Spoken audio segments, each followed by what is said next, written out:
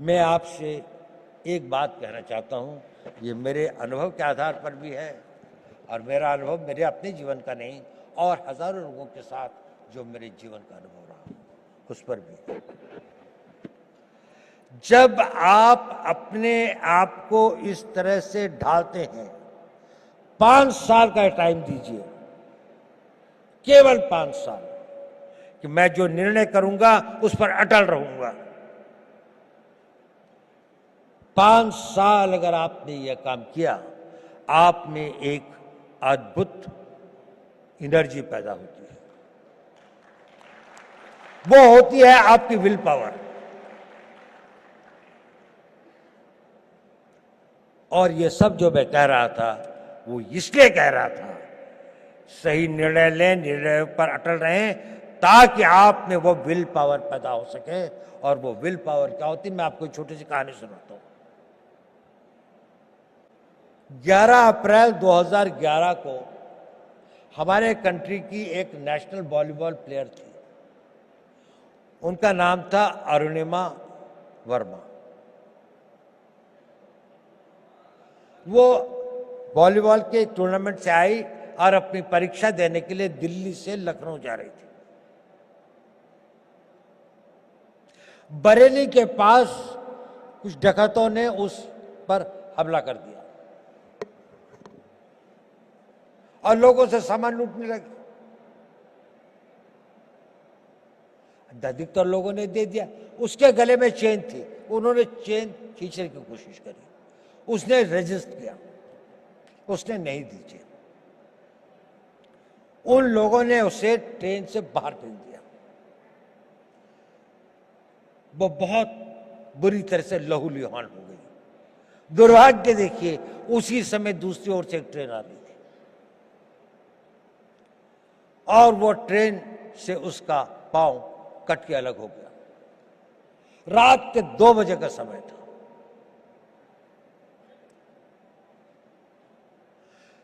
उस पटरी के ऊपर कई बड़े बड़े चूहे थे, वो उसके मांस को खाने लगे।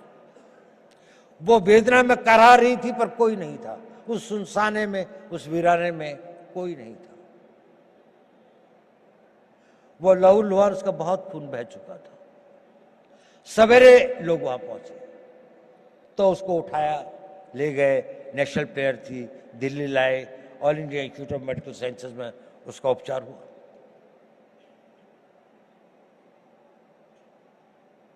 और उसकी पूरी टांग काट दी गई, एम्प्यूट करनी पड़ी।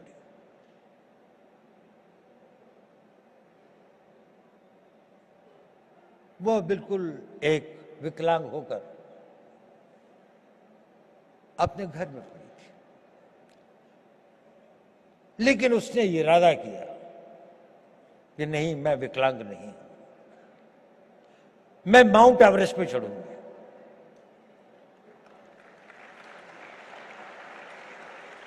डॉक्टर्स ने कहा कि इस तरह की टांग से तो कोई चढ़ ही नहीं सकता और इसको भी स्टेबलाइज होने में तो कई साल लग जाएंगे। उसने कहा नहीं, मैं तो आज ही से प्रैक्टिस करूंगी।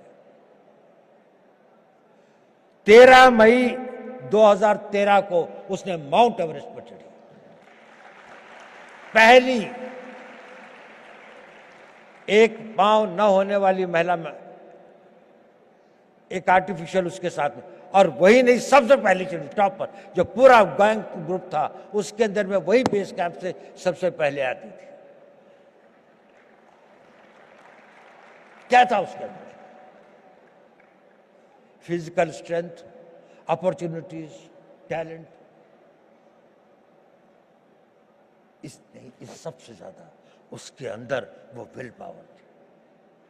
और वो विल पावर उसके साथ में एक दिन में नहीं आई। जब उसके जीवन को लोगों ने पढ़ा, समझा, उसने बचपन से ही अपने अंदर एक ऐसी शक्ति पैदा की थी कि जो उसकी स्ट्रांग विल पावर थी। मैं चाहता हूं कि आप लोग इस 5 साल के शेड्यूल को फॉलो करें।